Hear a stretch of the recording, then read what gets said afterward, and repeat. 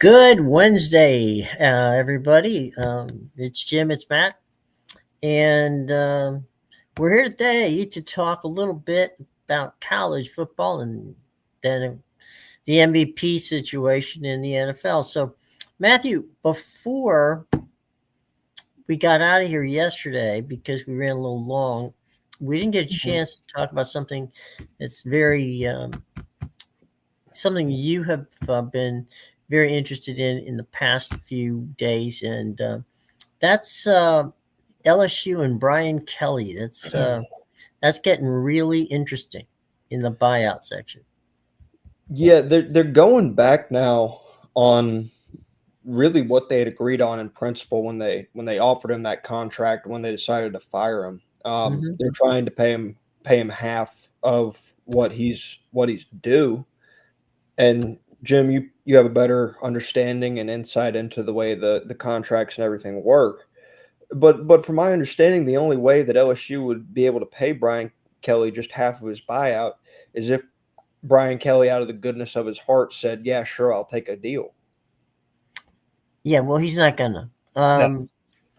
Here's the hang up. Okay, the contract and all coach. I should say this: all coaches' contracts have what, in essence, is a morals clause or a clause meaning fire with cause. In other words, Mhm. what Brian Kelly would have done something that violated the University of, well, in this case, Louisiana State University's, um, you know, whatever their code of conduct is, right? Whatever Mhm. is written in the contract is a code of conduct.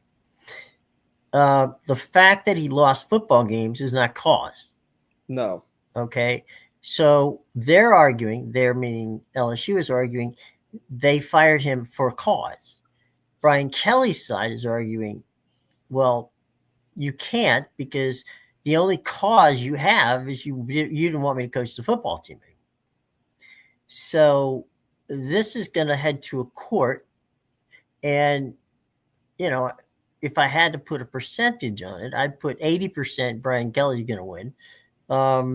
Not, and then the remaining 20% would be on not LSU winning, but it may be going to binding arbitration. One way or another, LSU is going to pay him that money. Mhm. Uh, it, I don't see any way out of it. When you fire somebody, and the other thing is they want him to go seek employment, right? Yeah. So that's the other clause. The other clause is he has to go to seek employment. Well, Mhm. Again, that wasn't in the contract. So, it's like they're making stuff up as they go along. And so what's going to happen is this is going to drag on. Yeah. And that's the last thing in the world that LSU needs right now is for something like this to drag on. They And if you didn't, if you were even pondering the possibility of taking that job because it is LSU, it went from probably one of the top, and we talked about this, one of the top jobs in the entire country to I don't want to touch it with a 10-foot pole. Mhm. And it's gonna keep heading that way. For as long as they keep this up. They had an opportunity a couple weeks ago when they hired their university president. Mm-hmm. They had an opportunity to where they could have went and hired an AD in time Mm-hmm.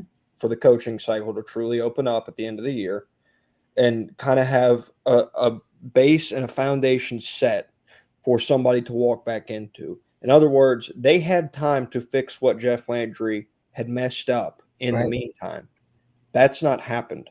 If I remember correctly, that he they said that Scott Woodward didn't have the power to fire him. And so he hasn't actually been officially terminated. If he hasn't been officially terminated, why hadn't he been in the building then? Right. You know, You also haven't been paid. Yeah, he hadn't been paid either. So it's just it's just a horrible look because I can say this with 100% certainty. If you could not fire Ed Orgeron for cause, you definitely will not be able to fire Brian Kelly for cause. Because I Mm-hmm. guarantee you had a lot more cause to fire Ed Orgeron during his time as the LSU head coach than you do for firing Brian Kelly during his time as the head coach. Just because he went to the beach in peak recruiting season, that wasn't in his contract. Right. That's not cause. So it's it's a really, really bad look overall for LSU because they've taken a top five job and Jeff Landry ran it through the mud.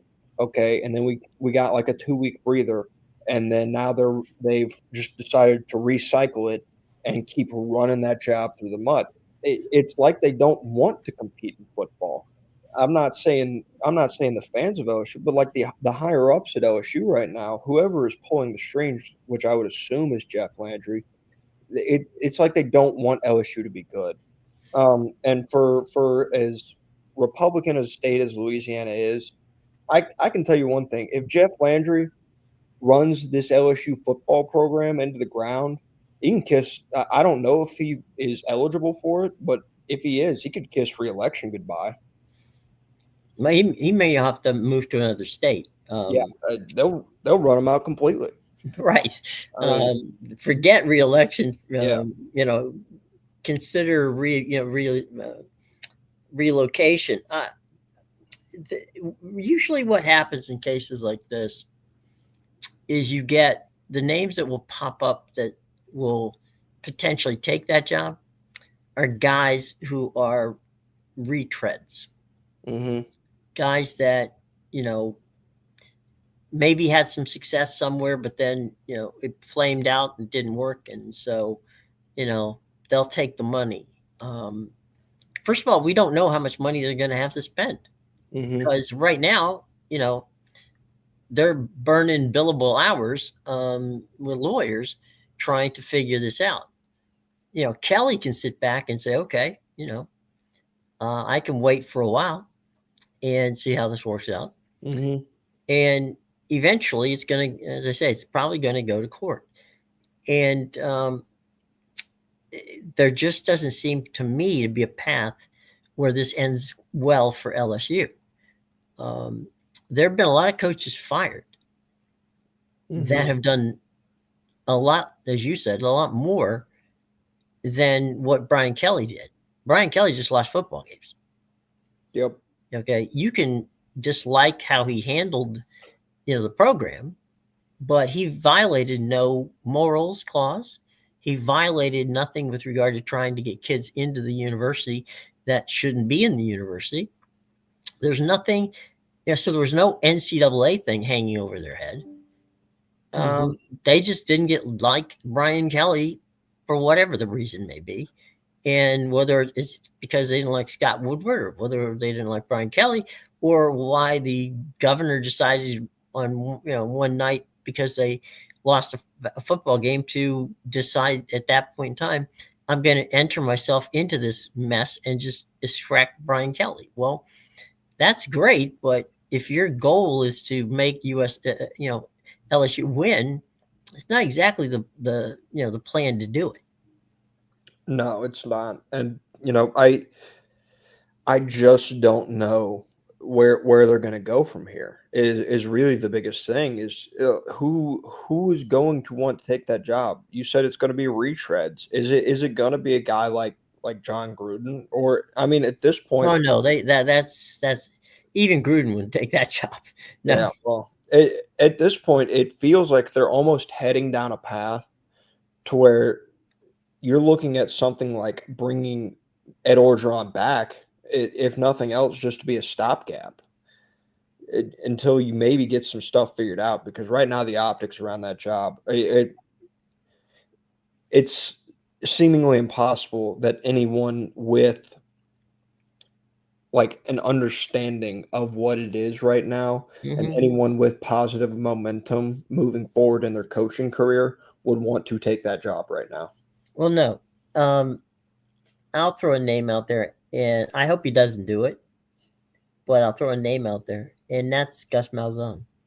Mm, Gus is at an age where his next job is going to be his last job, yeah. and so he may say, "All right, look, it's a mess, but there's talent in Louisiana, and I can get enough of it to to win. Mm-hmm. Maybe even contend for a playoff. I don't know, Yeah. but that's the kind of person I'm looking at. I'm looking at a guy who is on the back end of his career, who has had success, other places, but then hit a bump in the road, and just wants one last chance. Yeah. And that's what you're gonna do. I don't know, a guy like an Eric Bieniemy, um, Mm-hmm. who has been both in the college and the pro ranks, might be there. So there's names that could pop up, but there are names that are guys north of 50, Mm-hmm. and that's not your long term coach. And and there are names that have had success, but recent failure. Otherwise, they wouldn't be in the position they're in right now. Yeah. Another name that I'm just kind of curious, maybe not for LSU in particular, just curious in general because of the success he's had at the place he's had, is Jim Mora, who has a chance to win 9 games at UConn this year. Yeah. He's done a fantastic job. I mean, they sold out that stadium in November, Mm-hmm. which is something that a few years ago was inconceivable at UConn. Like Right. there was not even 100 fans, much less Mm-hmm. sold out. So he's done a fantastic job there. And they've had a really good year. And I would assume that he's probably going to get some looks at some places. Mm-hmm. UCLA is another place where you're probably looking at more of a retread guy just because that job's not all that appealing right now either. Right. So that's another place he's been at before. That's an interesting fit. But yeah. It's if I'm an LSU fan, I'm really, I can't be mad at Brian Kelly. Mm-mm. No, Can't you. be. I mean, he did what he was asked to do. Now you can argue all you want to whether he did it right, meaning on the field, but there's nothing in Brian Kelly's the style that Brian Kelly ran his program that would lead you to believe that he's done anything either illicit or immoral or you know colored outside the lines. Mm-hmm.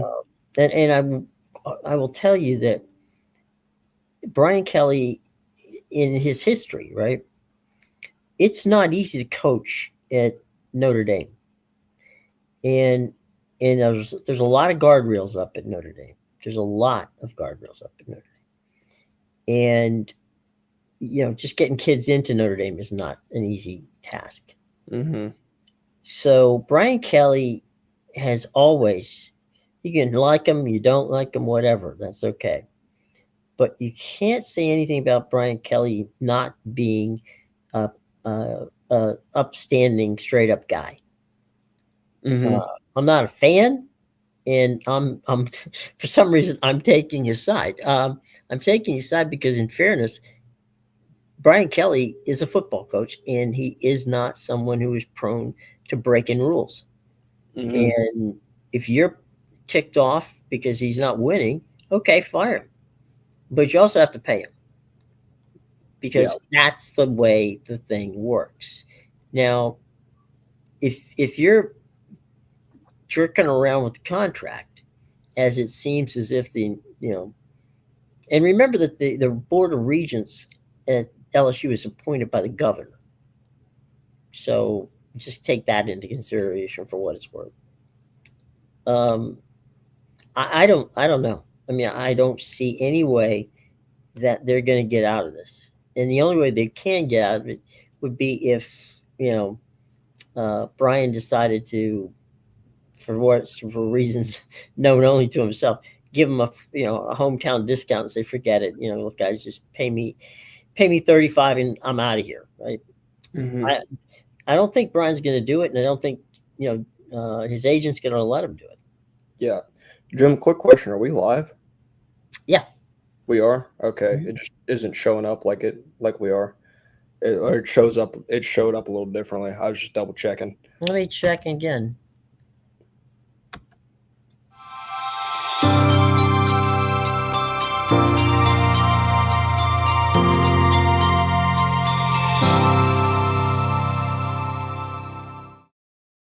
All right. Well, we were live and then we weren't. So let's pick it back up again. Let's start.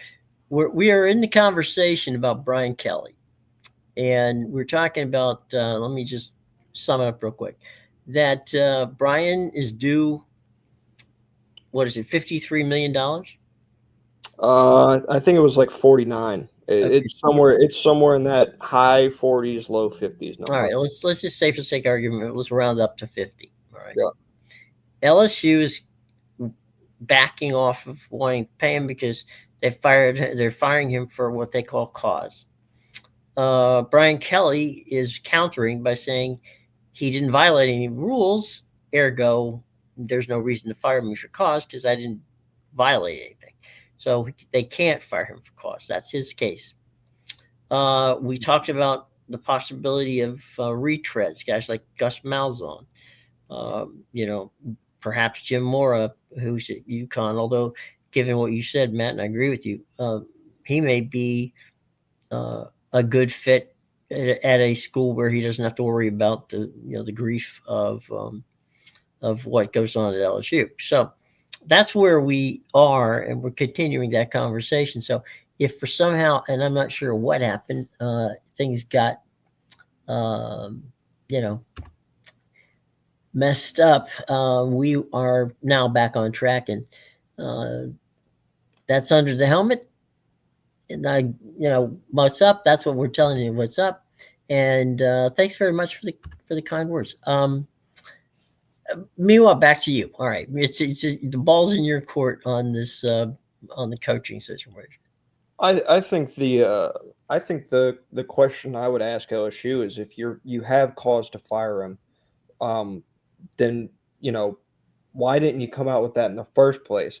And second off, if you had cause to fire him, why did you offer him half of it and a lump sum? Like that was their initial offer, was just to try to Mm-hmm. take half and one lump sum. Right.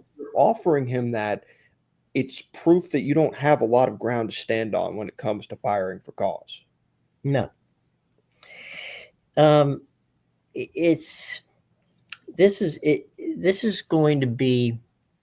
This is actually going to be a test case, I would think, for universities who fire people. Head coaches, because right now there's been an epidemic of coaching firings and just paying them off. Right. Mm-hmm. You got to wonder at what point are the boosters going to say, you know what, we just hired and fired 3 coaches, in a 8 or 10 year period. Why are we doing this? Where are you guys looking to find these guys? I mean, FSU's right in that boat right now. They don't know what to do. Yeah. Yeah. Do they have the money to fire, Mike Norvell? They don't, I don't think anybody there knows right now. Is they firing a Mike Norvell? If they fire him, what are they going to have to do? I mean, his assistant, they have like 25 people in that football department. Are they going to fire all 25 of them? And then we just start totally over again? So down in Florida, the situation with Billy Napier, and there'll be more and more and more of them as they go along. And there's one, we talked about um, Frank Wright is only holding that job at Stanford as a placeholder till they figure out what they want to do. Mm-hmm. Andrew Luck out there. So there's going to be, and Lord knows there's going to be more coaching jobs at the end of the season. Yeah. So let's just say there's 8 or 10 more, which is, I don't think, out of the realm of possibility. If you're an agent, how do you structure your client's contract so they don't end up in this LSU situation? And then if you're a university, how do you set this up so that if you do have to fire somebody, that you don't have to, you can pay them perhaps in some deferred maybe that your contract that you go for is deferred money, which is basically, saying we will pay you X over 5, 6, 8, 10 years, unless you get a job, coaching somewhere else, which reduces it to another number. Mm-hmm. Yeah. Which you said the clause that was in James Franklin's contract at Penn State where he has to look for work Right. was not in Brian Kelly's contract, correct? That's correct. And they're, once again searching and hoping that he will take a job elsewhere. What the odds of that right now, I don't feel like Brian Kelly, at least this is more of a general sense. I'm not sure Brian Kelly is looking to jump right back into coaching.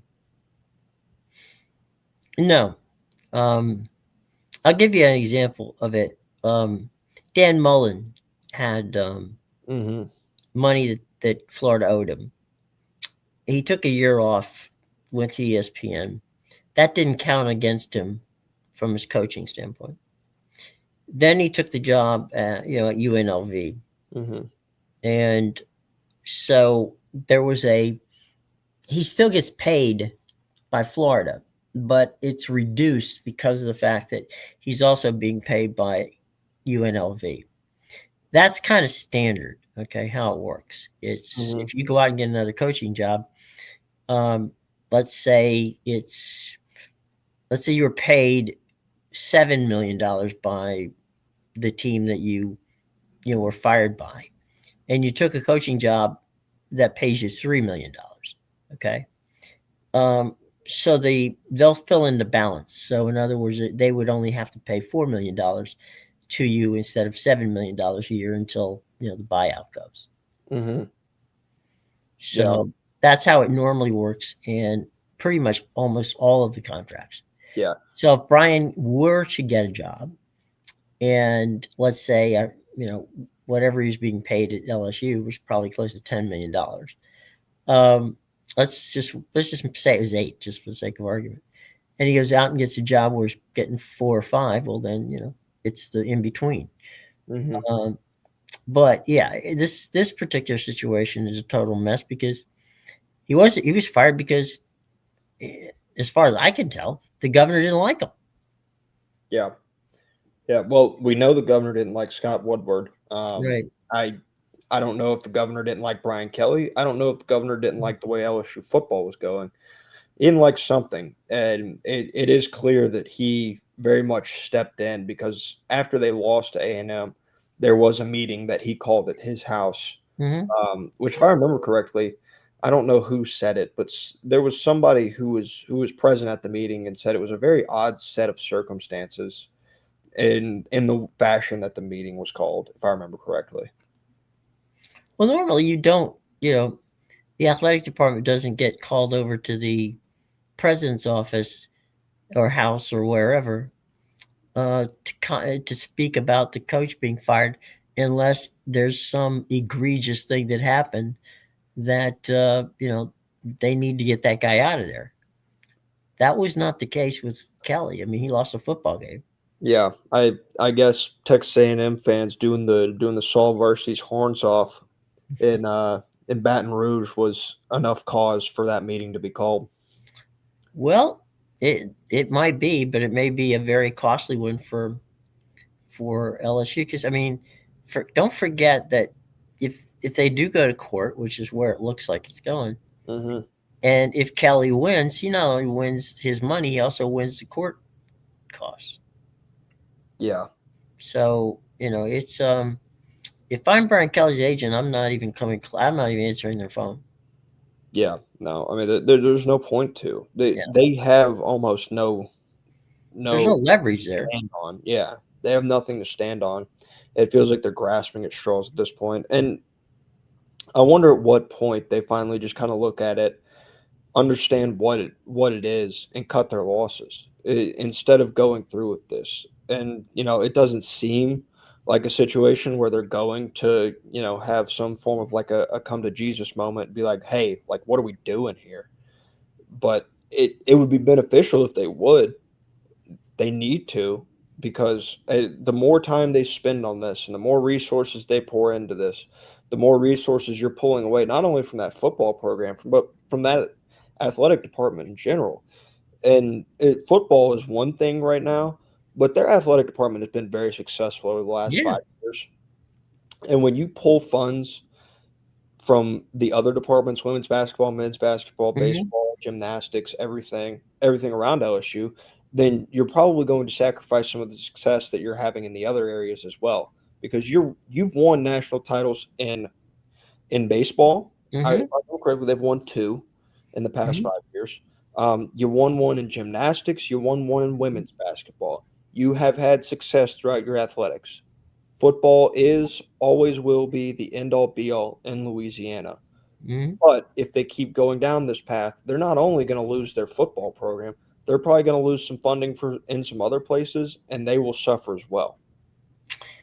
Well, I can tell you that the University of Florida had that problem after Urban Meyer left.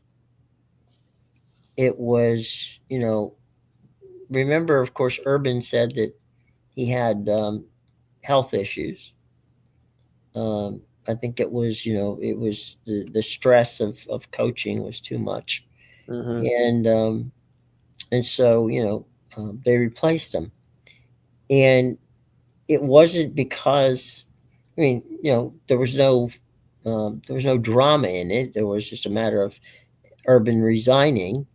He stayed at the university. He had, you know, had an office at the, in the athletic department, and so Florida had that issue when they, when they fired or when Urban left, of what do we do to fill this void, and they went through a couple of coaches till they found somebody who they thought was going to be their guy, and I think that what we're seeing right now with NIL and with the portal and all that is universities are getting away from hiring athletic directors, and they're hiring general managers.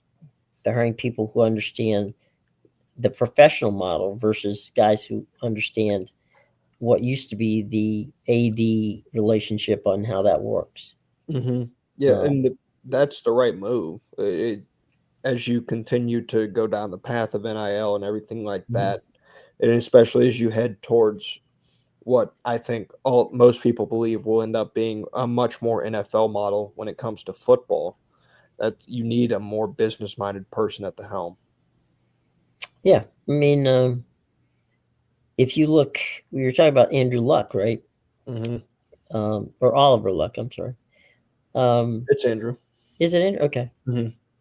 I get those two guys mixed up. Anyway, um, I mean, Andrew was had, has had professional NFL and USFL and other professional league relationships and understandings, and knows how how that world works. And I think that's, what's going on. You got Brett Yormark, who's the commissioner over at the Big 12, who understands because of his relationship with pro sports, and how it all works. If you're not looking in that direction and you're a major university, you're basically, um, you're going to be behind um, before things get going right. And I think that's where, um, if you've got a program like Georgia or Alabama, you can be a little less concerned about that. Hmm. But I think if there's ever a test case right now, if I were LSU, I'd go out and look for a former general manager of an NFL team, or for that matter, um, NBA or Major League Baseball. Just someone who understands how to put together a pro franchise and how to run it, and then run all your sports that way. Yeah, I can tell you one place that's probably pretty happy that LSU and Jeff Landry and everyone there has turned this really the entire environment into a shit show, and that's the people of Georgia, because Josh Brooks, their current sitting AD, Mm-hmm. is an alumni of LSU, and under the normal circumstances, I would say he probably would leave for that LSU job, but these aren't normal circumstances, and he's since put out a statement that he's very happy where he is and he intends on staying put at the University of Georgia. So there's a lot of people around the country. I know Florida fans as well. Like that. I think more than they're willing to admit. When that LSU job came open, I think they knew they were in second place. Uh, Mm-hmm. But the way things are now, they don't have to worry about being in second place. The same goes for Penn State, who's got an opening right now, Hmm. and really anybody else who opens their job up. Is if when LSU opened up, like the immediate reaction was like, man, this is going to shift the way that everything gets done in terms of this coaching search and this coaching cycle. It's there are people that aren't going to fire their head coaches now because LSU is open, and they don't have as good of a shot at getting maybe a guy off the top end of this coaching pool. That's not the case now. So the seismic shift that this LSU job was supposed to have has Hmm. now been nullified by the people at LSU. Yeah, I mean they anybody in the SEC has to be happy. Mm-hmm. Who's even pondering, not if you're even if you're not looking for a head coach, right? Yeah. um, you're happy that this whole thing came down because you know it's one of those things where you go, oh great, this is wonderful. Chaos, you know, at one university makes it a whole lot better. Make your situation look a whole lot better, Mm-hmm. regardless of how bad it might be. Yeah. I have had some friends who are close to UCLA situation saying that they were pondering sitting with James Franklin and allowing him to pick either the athletic director or the next, whomever, whatever you want to call it. USF hired the CEO of athletics. Mm-hmm. Others have called them the a general manager, whatever you want to call them. A more pro type setting out there, and and see what if that how that would fly with Franklin. Franklin has um, a history out west as well. Mm-hmm. So whether that comes about, who knows? But it even so even UCLA may look at one at some point as a better situation than LSU, which really tells you something.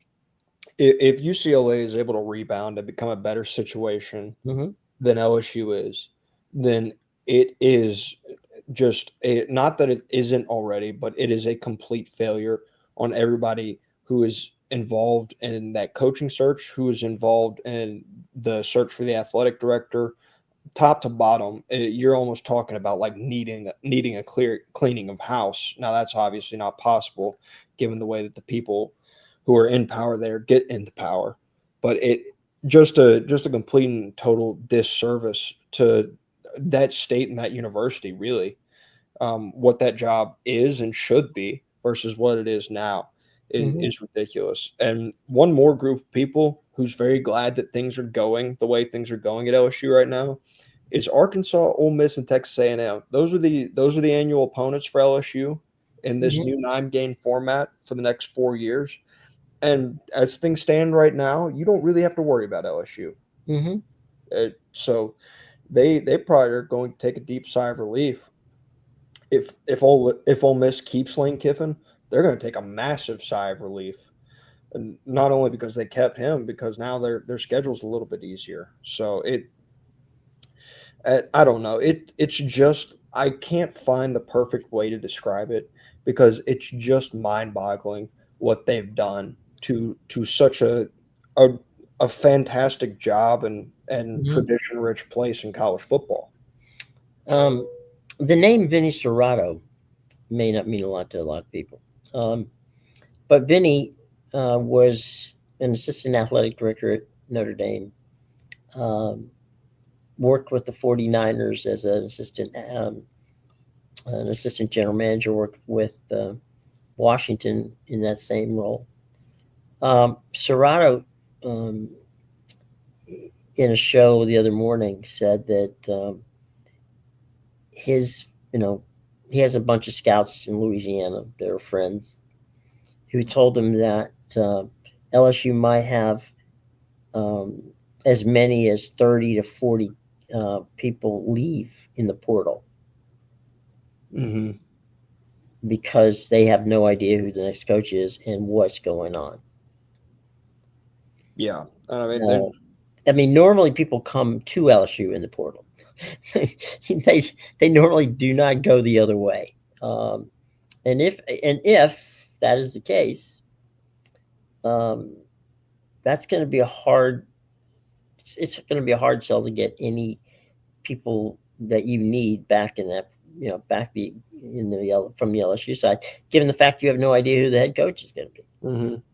And this is after an offseason where they brought some LSU people back. Like Blake Mm-hmm. Baker came back as the defensive coordinator, and that Right. defense got fixed. They had a couple other position coaches come back that Brian Kelly had fired. Mm-hmm. Obviously, they didn't they didn't go out and get Tommy Moffitt back as their strength and conditioning coach, which was the big headline coming out of that Right.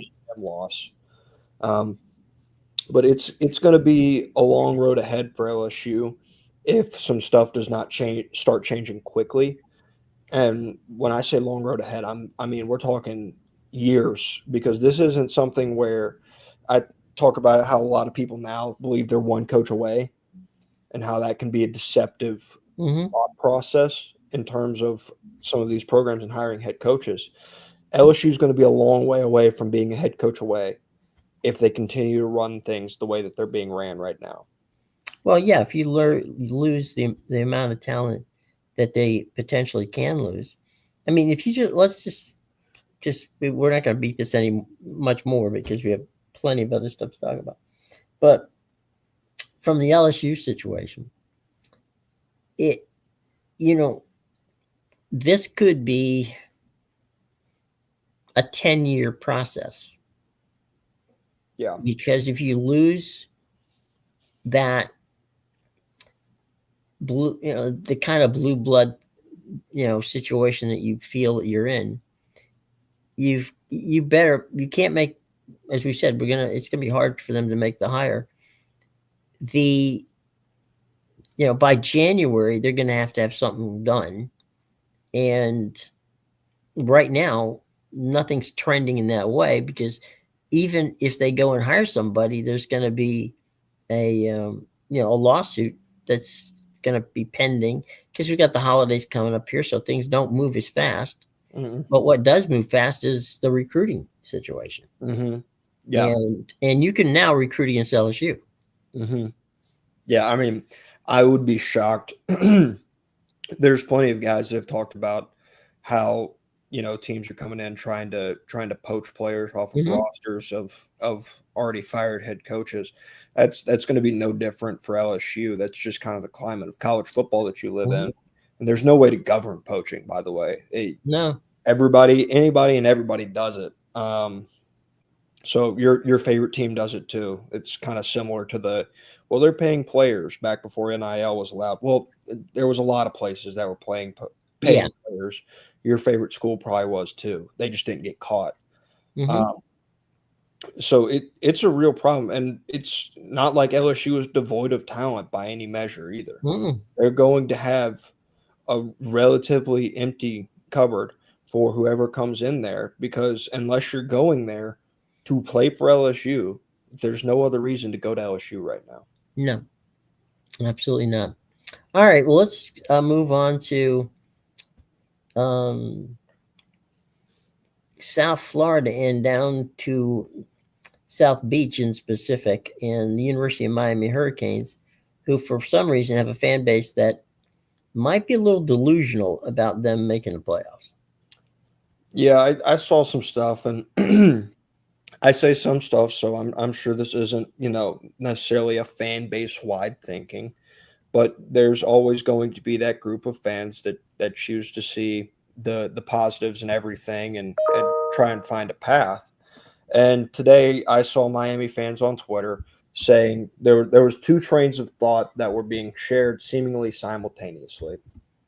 One was that they were not ranked high enough because of the people they lost to, those teams' records overall, and who Miami has beaten on the season in terms of Notre Dame. They were displeased with where Notre Dame was ranked. Mm-hmm. Um, I'm just going to be flat out plain honest with you. The chance isn't zero for Miami making the playoff, but the only way that Miami makes the playoff right now is if they win that ACC title game. And Mm-hmm. as things sit right now, there are 6 teams ahead of Miami when it comes to the ACC title race. And of the 6 teams, one of them, SMU, has to lose 2 conference games in order for Miami to jump them. Mm-hmm. They're currently tied with Louisville in terms of losses, but Louisville has the head-to-head win against them. And then there's a group of 5 teams that have 1 loss in conference, and they don't all have to play each other by any measure. So the path is very narrow for Miami. Miami couldn't be further from controlling their own destiny. And when you throw all of that on top of it, the way that the playoff rankings are right now, and I think people tend to forget this, is they look at it and they go, top 12, got to make the top 12. Mm-hmm. Miami's sitting there at 15, so they probably think they're 3 spots out. They aren't. They're not 3 spots out. You have to be in the top 10 the way things are structured right now. Because as things stand right now, that ACC champion is not in the top 12. That's one of the slots. And that group of 5 champion will not be in the top 12. So you're Mm-hmm. looking at a maximum of needing to be in the top 11 in terms of, or you need to be in the top 10 if you're getting an at-large bid. And for Miami, they got to go win the conference if they're going to make it to the playoff, because you're not getting in as an at-large bid in the ACC this year. Yeah, I mean, right now, just checked with CBS Sports, and CBS Sports has them down as a probability of 14%. That's generous. Yeah, which is weird because they also have this winning the ACC championship at 2%. That's your actual odds right there. Yeah, because if you don't win the championship, they ain't getting in. Mm-hmm. Yeah, I don't know what math they're. Yeah, the math on that was a little weird, but Mm-hmm. yeah, it's right now 2% Mm-hmm. of winning the ACC championship. Hey, I'm going to throw this in there too. Is that this whole Miami conversation also has baked in the assumption that Miami is going to win the remainder of their football games, right, which is the furthest thing from a conclusion that you can draw about Miami right now. Mm-hmm. Because they have to play NC State this week, then they get Virginia Tech, which is fine, but then they get Pittsburgh at the end of the year, who's playing some of their best football right now. Mm-hmm. And so, I mean, Pat Narduzzi came out and said it this week. He said this game against Notre Dame doesn't matter. He said, I don't care about this game against Notre Dame. They can go out here and hang 100 on us for all I care. Right. We need the next 2 after that. And he's right, because those are the 2 conference games. Those are the ones that Pitt needs to win to make the ACC title, and then they have to win the ACC title, and they're in. But that's the only way an ACC team is getting to the college football playoff this year. Mm-hmm. No matter how many teams you throw in there, you have to win that ACC title this year. Otherwise, you will not be in that college football playoff from the Atlantic Coastal Conference. No, you won't. And I just don't see how you can be bullish on the Hurricanes, because they've been consistently inconsistent for 2 years in a row now. Yeah. I'll throw something else out there that I saw, and I went on a tirade yesterday talking about the way ESPN's changed into clickbait and stuff like that, and I get something that comes across my phone today. Paul Feinbaum and Mad Dog are talking SEC and how many teams they can get in, and whether or not a 3-loss Texas team would get into the college football playoff. And I can tell you sitting here today, no, a 3-loss Texas team does not get into the college football playoff. They don't. Neither does Oklahoma. Like the Oklahoma and not A&M, Oklahoma and Texas are up against it this weekend. Oklahoma goes to Alabama. Texas goes to Georgia. The 2 new entrants are looking at playoff death this weekend, and that's generous at most, because you've got a team in Oklahoma who has John Mateer, who's averaged 183 passing yards a game since he came back from his hand surgery, and you got a Texas team that every time they play Georgia, they haven't been able to move the football under Steve Sarkisian. So they're not in good spots whatsoever, and if they lose these games, not only should they not, like, Well, not only will they not make it, they don't deserve to make it either. You lose 3 games, you shouldn't make the playoff. Mm-hmm. And then I know that the Big 12 was just sitting back and they have their hands kind of clasped together and they're like, "Dear God, please." Because guess who's sitting at 13 right now, right behind Texas and Oklahoma? Utah Yep. and BYU. If the Big 12, with the way the ACC has worked out this year and the way the SEC has the ability to work out this year, if the Big 12 gets 3 teams in this playoff, that is a massive win for that conference. Mm-hmm. Right, your mark.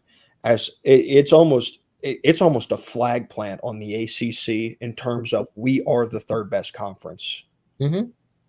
Well, you've got. I mean, Texas Tech may end up being in the top 6, maybe even 5. Yeah, top 4 possibly, because I Yeah. mean those top 4 teams are going to have to play each other at some point. Mm-hmm. So, and if they don't have to play each other, that means they lost somewhere along the way. Right. And Pitt, just checking their schedule, after the Notre Dame game, they have to beat a Georgia Tech team, and that's at home. And Mm-hmm. then as you said, they end the season in Miami. Mm-hmm. They do. But I'll say this: Pat Narduzzi is a damn good football coach, Yes, he is. and I I wouldn't sleep on Pitt. Mm-hmm. If I remember correctly, the I think the year is like it's dating back to like 2013. But the only I think it is 2013. The only school other than Clemson and Miami to win an ACC title from 2013 to now is Pitt. Yeah, they won it in 2020. Hmm. When they had Kenny Pickett at quarterback. Right. That's the infamous fake slide that got Yeah. banned immediately after. Right. So and now it's where you begin to drop your hips, Hmm. and actually there was a game, I forget who it was. It was the past weekend where the ball placement, because the guy went into the slide, and because it was where he dropped his hips, it was a they didn't get the first down because where he dropped the hips and where he ended up landing, and from the slide Hmm. was a couple yards back. So yeah, Yeah. that was the Kenny Pickett rule. Hmm. But it's an interesting situation now with what's headed down the road here for both Pitt and Miami. But Yeah. three teams from that conference is not out of the question. No, it's not. And like can't overstate it enough how big of a win it would be for the Big 12 and just their image overall. Because I feel like the brand image of the Big 12, especially over these last 2 years, has taken a bit of a hit Mm-hmm. in terms of the quality of football that's being played. And when I watch Texas Tech, I'm not sure I can say the same about BYU and Utah. Not no Mm-hmm. disrespect, they're really good teams. But when I watch Texas Tech, I think they're in that upper echelon of football teams. I think they're one of the 5 best football teams in football right now. I would have Mm-hmm. them above Ole Miss, which I know they aren't. I would have them above Georgia, which I know they aren't. Mm-hmm. Actually, they are above Ole Miss. They're sitting at number 6. I would have Right. them above Georgia, which they aren't right now. Their Yeah. defense is fantastic. They've rolled 2 quarterbacks in and out of there. It's been pretty seamless. They've got a stable of receivers. Cameron Dickey's been fantastic for them this year, running back. Whether it's been Baron Morton or Will Hammond, who Hammond actually ended up tearing his ACL earlier this year, about 2 weeks ago, I think it was. But they've rolled through them, and Joey McGuire is going about this in very much a new age of college football. He is the CEO. Mm-hmm. That's what he is, and he knew that was his strength. That if he could be a CEO of a football team, that he could be a successful head coach. He's stayed true to the model. He's been a fantastic culture builder, motivator. He's handled the NIL well. They've built the roster well. And right now, Texas Tech is rolling. And not only are they rolling, they're probably going to roll right to a Big 12 title and a college football playoff appearance. Well, I mean, when you, I don't think anybody comes close to Texas Tech and the amount of money they're spending on that team. Oh, no. No, they poured more, and I will, and probably continue to pour money into that team. I mean, you got a guy that's from Savannah, Georgia, and the number one defensive Mhm. player in the country for 2027 that's committed to Texas Tech. The school that finished second for him was Georgia. It tells you just how much money they're pouring in to be able to pull a kid out of Kirby Smart's backyard that's on the defensive side of the Mhm. football. It's the hard, people talk about recruiters pulling a defensive guy that Kirby Smart has dug his heels in on Mhm. away from the state of Georgia is the hardest thing to do in football. Mike Norvell failed with KJ Bolden a couple Mhm. years ago. It's like an impossible battle because of how good of a recruiter Kirby Smart is. But Texas Tech has done it.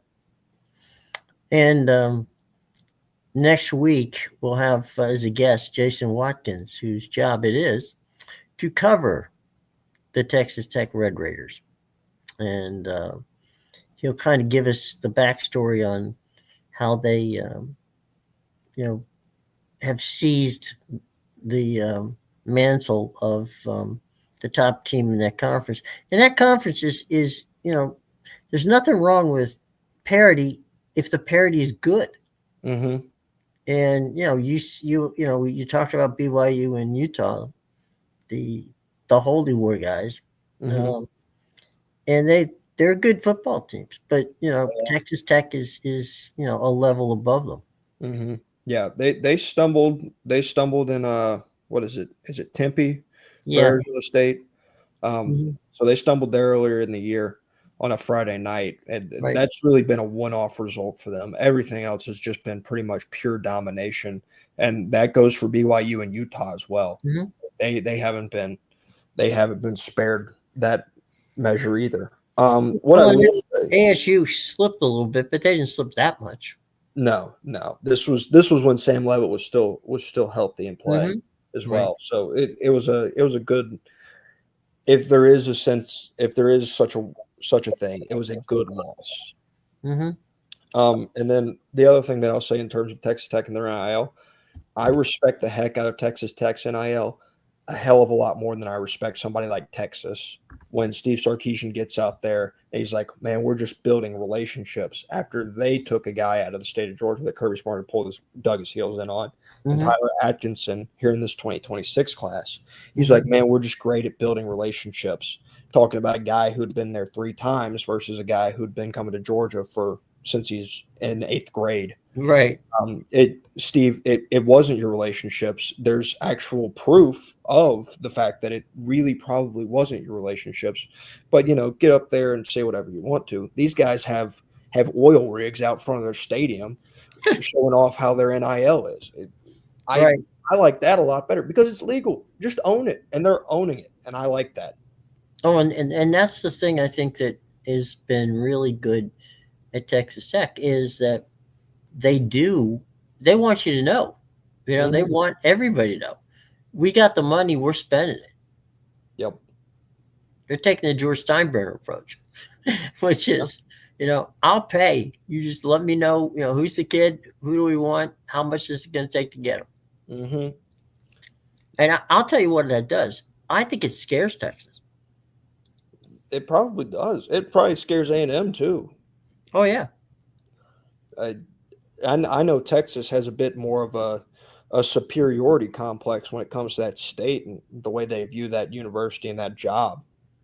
But I think A&M's probably right there in the camp of understanding that this is a team that very much, if they continue to pour money in the way they're pouring it into, can kind of take a hold of that state of Texas in terms of college football. Well, I would love to see Texas A&M and Texas Tech play Hmm. To be because honest they'll with you, beat them. They would beat Texas. That just leave that off the yeah, table. that's what I like. Uh, Going back to that, would a three-loss Texas get in? I think it's interesting because you also got to look at Texas' schedule. They still play Georgia, and then they play A&M at the end of the year. Right. And I think they lose both of those games, to be honest with you. They certainly are. I mean, even if they split, Hmm. okay, which is reasonable, Yeah. there's no way in hell you're going to put a four-loss team in the playoffs. No, I And I'm not sure you could get it. I don't think it's 3 loss team gets in play. no. I gave my hot take a few weeks ago when they were going on the road to play at Mississippi State. I said I Mm-hmm. thought Texas would lose 3 games in a row. Mm-hmm. That take died a valiant death, uh, seeing as how they beat Mississippi State in overtime and they won that Vanderbilt game by 3 points. Mm-hmm. So don't let Arch's passing numbers, going up, fool people into believing Texas is something that they aren't. They are still an extremely flawed football team Mm-hmm. and a unit that was supposed to be a real strength of theirs. That defense. There's only 2 times they've looked good in conference play, and that's when they played Kentucky and that's when they played Oklahoma when John Mateer was like, what was it, like 4 days removed from a hand surgery or Right. something like Mm-hmm. that. So, they have problems on both sides of the football.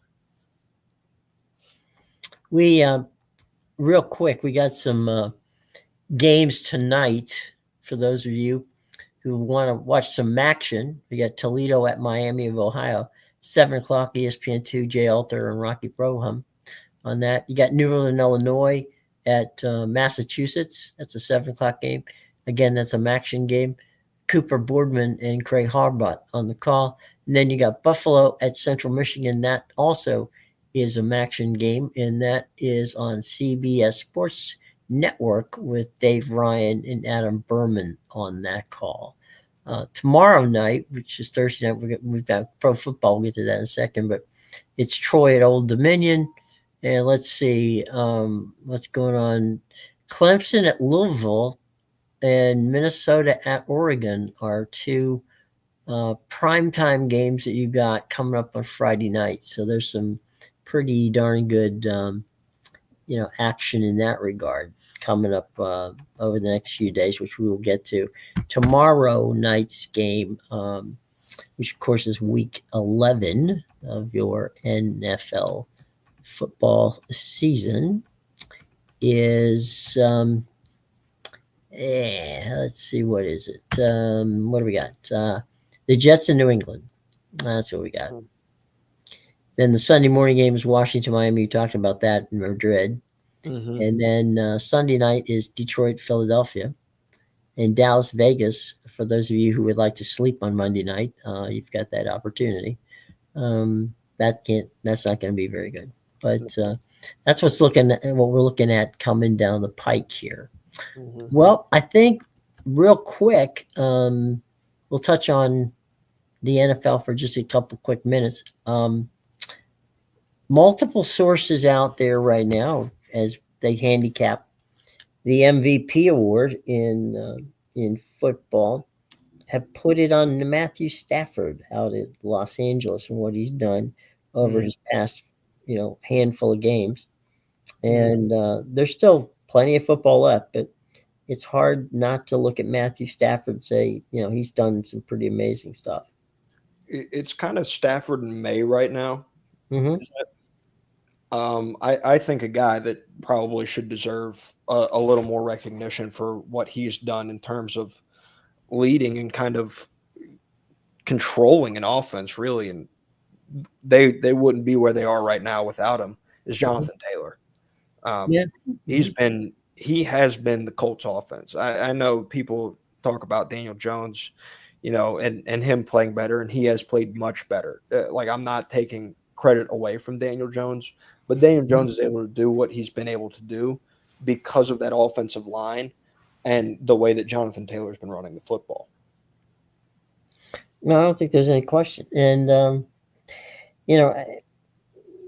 lot of many times, just like we've talked about before, the MVP does go to a quarterback. And right now, it's hard to argue about Matthew Stafford not being there, but we still have a ton of football to be played, and there's some people who may end up in that conversation toward the end of the season that aren't on the radar right now. Mm-hmm. But Absolutely. So I mean, see. the Chiefs have turned it around really since they got back Rashee Rice and Xavier Worthy. They added speed into that receiver room, and now all of a sudden Patrick Mahomes is right back in that conversation. And the Chiefs are looking like the Chiefs that you really expected them to be preseason as well. Absolutely. And it's I don't think right now that we're going to see a lot of Pat Mahomes MVP conversation toward the end till things get heated up toward the end of the season. Same thing. I don't, since he's come back, Lamar Jackson has been off the hook again, playing outrageous football. So you never know what goes on with that. And with Jackson Dart in protocol, it looks like the Giants are going to start their quarterback, Jameis Winston, this week. So if you're doing fantasy, you may, and you have, Is it Jameis or Russell? Who's going to go? I got Winston. Winston. Okay. Yeah. I know. He was a last minute ad. Yeah, he was. I know we touched on it on Monday, talking about Brian Daboll and his firing. I would also like to add that I don't think Brian Daboll did that bad of a job in New York, just based on the cards that he was dealt. I feel like he was kind of dealt a rather unfair hand, and kind of he was given a trash bag and told to make a winner out of it. And he wasn't able to do that. I'm not sure who could. So I think he's probably going to land on his feet in some form of an offensive coordinator role somewhere, probably relatively soon after the season ends. Yeah, I would agree. I think that's where it's headed from that standpoint. And trying to think if there's anybody else that we could that we have out there that may not be playing at this point at the best of their abilities. No, I can't think of anybody. Can you? In terms of just teams and head coaches that Yeah. might be on the outs, Mm-hmm. you have Miami. Yeah, it could be a dead man walking. You have Atlanta. Vegas won't fire Pete Carroll. I'm trying to think who else has been rough. Jacksonville's under a new coach. I would say Carolina's at 5-5 is probably exceeding their expectations for this year. So Canales is fine. The Jets, maybe, depending on how bad that thing goes. I know it's year one under Aaron Glenn, but it's not out of the realm now for coaches to get fired after 1 year if they just don't think they're the answer. So there's that one as well. But yeah, no, it feels like it might be a relatively slower coaching cycle in terms of the NFL this year. I don't know. Like, there's not really glaring places that are going to fire. I think Miami is probably going to part ways with Mike McDaniel once the season's over, but they have committed to him for the rest of the season, which, by the way, is a move that I like. I like them committing to a guy for the rest of the season and just riding it out. You can fire him and you can bring an interim in. What good does that do you? I really don't know, other than just more humiliation, I guess. Well, in the pro game, you can get away with it. So I don't see how that is a wise thing to do. It's not like you're going to hire a new coach in the middle of the season. No. This is not hockey. Nope. So that's the way that goes. So, all right, tell you what, we're going to get out of here. We got tomorrow we'll talk about some fun stuff, Thursday night football, and we'll get into some more of the playoff scenarios. And you've got an opportunity to give us a preview of what you think is going to be the fun games to watch on TV this week. And we'll go from there. Absolutely. All right, gang. Thanks a lot for joining us. And we will be back tomorrow about the same time. And until then, have a wonderful day.